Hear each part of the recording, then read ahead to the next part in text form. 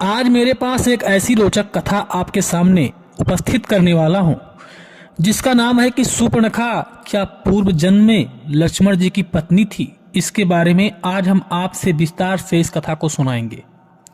इससे पहले आप लोगों से निवेदन है कि अगर आप इस कथा को सुनने में इच्छुक हैं और जो आगे आने वाली कथाएं हैं उसको भी सुनना चाहते हैं तो आप मेरे चैनल को सब्सक्राइब कर लें और जो घंटी वाला निशान है इसको दबाकर ऑल नोटिफिकेशन क्लिक कर दें ताकि जो भी नया वीडियो बनाऊं तो उसका नोटिफिकेशन आपके मोबाइल स्क्रीन पर दिखाई दे। चलते हैं कथा की तरफ। दोस्तों, ये उस समय की बात है जब भगवान शेषनाग शेषा अवतार में थे और उनकी पत्नी का नाम था चंद्रतारा। चंद्रतारा शेषनाग जी की पत्नी थी। एक दिन शेषनाग जी की इच्छा हुई कि वो भगवान विष्णु की तपस्या करने जा रहे हैं। तपस्या करने के लिए वो अपने पाताल लोक से कुछ दूरी पर चले गए जहां पर शायद चंद्रतारा नहीं पहुंच सकती थी। पति के जाने के बाद चंद्रतारा को पति की कमी महसूस होने लगी। नागलोक था जहां पर नागों का ही बसेरा था। लोग वहां पर जो भी हुआ करते थे नाग हुआ करते थे। चंद्रतारा अकेली पड़ जाने पर महारानी तो थी ही, लेकिन उसने एक संबर नाग से अपना रिश्ता कायम कर लिया और अवैध संबंध करने लगी। कुछ समय बीतने के बाद महाराज जो कैकेयी नरेश के पुत्र थे, उस समय भी कैकेयी नरेश के कोई नरेश हुआ करते थे और कैकेयी राज भी था, लेकिन वो इस टाइप जो आज के समय का कैकेयी नरेश जिसको अश्वपति कहा जाता है, महाराज अश्वपति जो कैकेयी के पिता थे, ऐसा नहीं था। एक कैकेयी राज और था जो किसी दूसरे कल्प की कथा है जो मैं आज आपको सामने प्रस्तुत कर रहा हूं। वहां के महाराज प्रताप भानु थे। प्रताप भानु वहां के राजा थे जो शेषनाग जी के बहुत प्यारे मित्र थे और वो पाताल लोक में किसी कार्य हेतु आए हुए थे। तो उन्होंने कहा कि आज मैं अपने मित्र शेषनाग जी से मिलता चलता हूं और कुछ देर उनके महल में विश्राम करूंगा और शेषनाग जी से मुलाकात भी हो जाएगी। सज्जनों, शेषनाग जो कभी मनुष्य का रूप भी धारण कर सकते थे और कोई भी रूप धारण कर सकते थे, क्योंकि नागों में ये सारी विद्याएं उपलब्ध थीं। सज्जनों, जब वह समय आया कि कैकेयी नरेश के पुत्र प्रताप भानु जब उनके महल में पहुंचे तो उन्होंने एक अनैतिक कार्य करते हुए चंद्रतारा को देख लिया और हंसते हुए बात करते हुए देखा। वो उन्होंने देखकर उनकी आंखों में खून के आंसू आ गए और मारे क्रोध के उन्होंने अपने धनुष को निकाला और जैसे ही तीर कमान पे लगाया और संबर नाग से कहा कि मैं तुम्हारा इसी समय सिर काट दूंगा। संबर्ग नाग वहीं पर अदृश्य हो गया, गायब हो गया।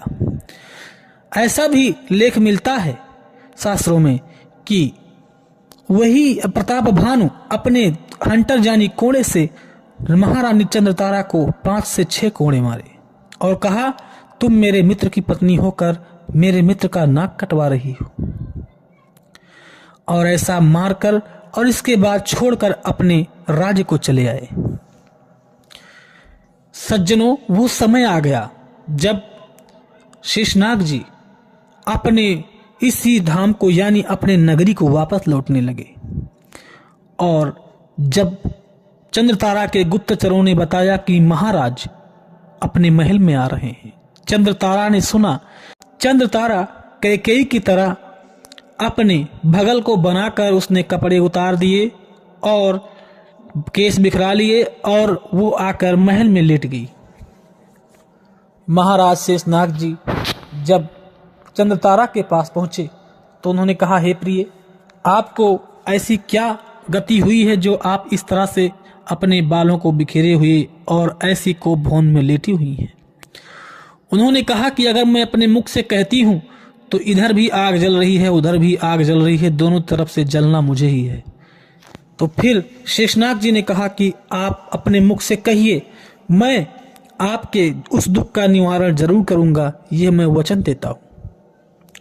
शेषनाग जी की जब ऐसी बात को चंद्रतारा ने सुनी तो चंद्रतारा ने कहा कि आपके सबसे प्रिय मित्र महाराज प्रताप भानु जो मुझे आकर यहाँ पर कोड़े से मार कर गए हैं और मेरे साथ गलत तरीके से व्यवहार भी किया। तो फिर शेषनाग जी ने कहा कि ठीक है, मैं अपने उस मित्र को उसी समय उसे प्राण दंड दूंगा, लेकिन अगर आपकी बात झूठी निकली तो आपको भी प्राण दंड दूंगा।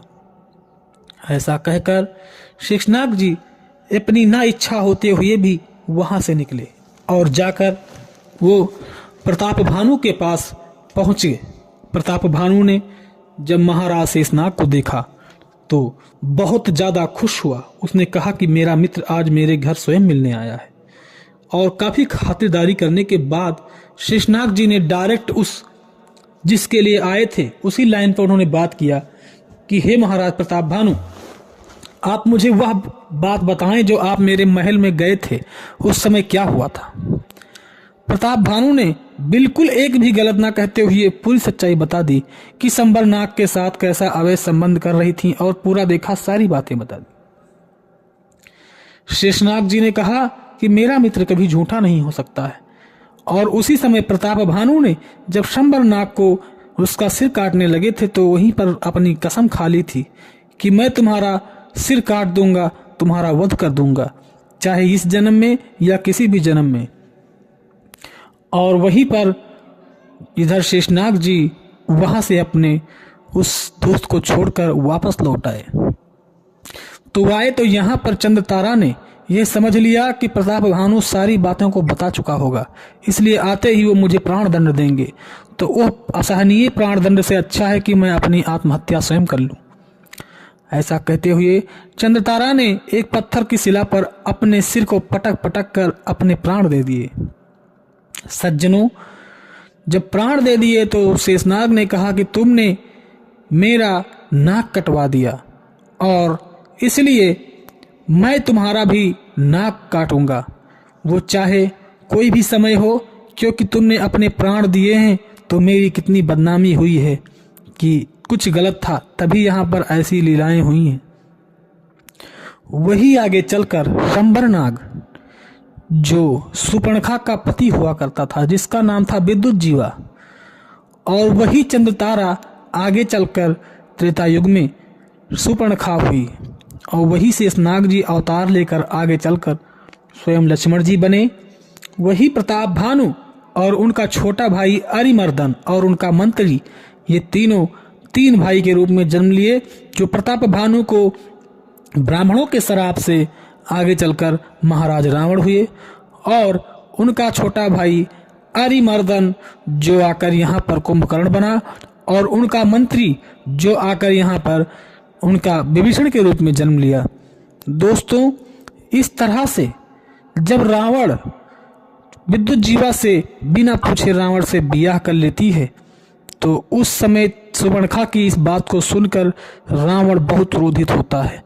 तो और फिर जैसे ही विद्युत जीवा का चेहरा देखता है तो उसने पूर्व काल की बातें याद आ जाती हैं कि इसने मेरे दोस्त के साथ छल किया था, इसलिए वहीं पर विद्युत जीवा का सिर काट लेता है और उसे प्राण दंड देता है रावण।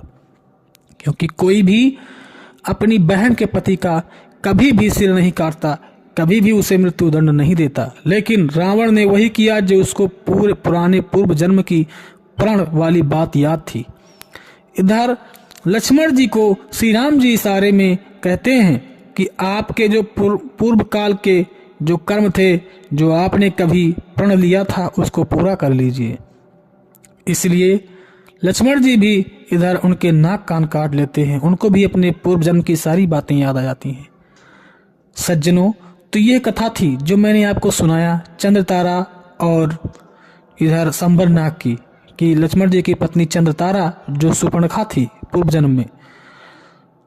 दोस्तों, अब आपको पूरा विश्वास हो गया होगा कि यह कथा आपको अच्छी लगी होगी, और ऐसे ही रोचक कथाओं को, अनसुनी कथाओं को सुनने के लिए आप हमारे चैनल को सब्सक्राइब कर लें और बेल आइकन बना हुआ है, घंटी के निशान को दबाकर ऑल नोटिफिकेशन क्लिक कर दें। तब तक जो भी नया वीडियो बनाऊं तो नए संदेश के रूप में आपको मिलते रहें। वीडियो को लाइक करें, शेयर करें और लेते हैं विदा। फिर नए कथा के साथ उपस्थित होंगे। तब तक के लिए जय श्री राम, जय श्री कृष्ण, जय हिंद, जय भारत।